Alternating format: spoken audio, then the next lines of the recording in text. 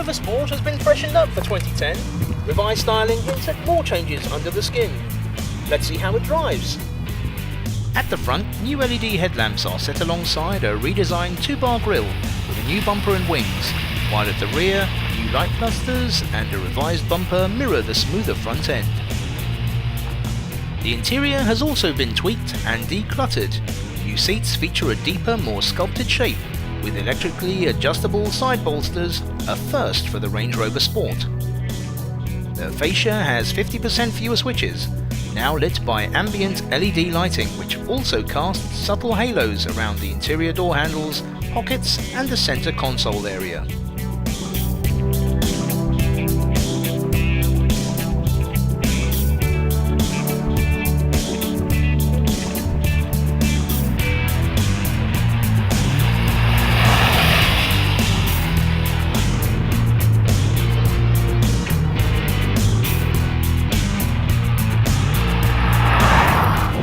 We're driving a top-of-the-range HSE model, fitted with Land Rover's all-new 5-litre V8 supercharged engine, which delivers a mighty 505 brake horsepower.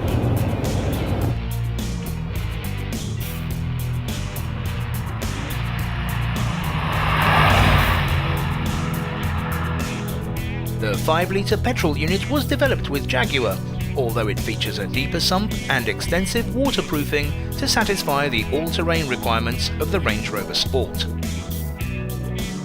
Increased torque of 625 Nm has enabled engineers to adjust the gearing of the silky 6-speed ZF automatic transmission for improved economy and CO2 emissions. 18.9 miles per gallon on the combined cycle is a 6.2% gain, while emissions are down 7% to 353 grams per kilometre. Taken out of context, these stats make the Range Rover Sport look eye-wateringly expensive to run, but this is a luxury car, and luxury comes at a price.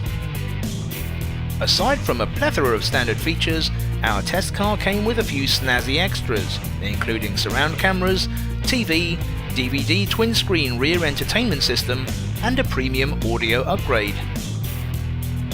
These and a few other items push the price from £62,000 to just shy of £68,000. But if you're in the market for such a car, we think the extras are well worth it. On the whole, the changes to the 2010 Range Rover Sport are very much incremental, but that's really a measure of the high standard already achieved by its predecessor. An excellent car, just got better.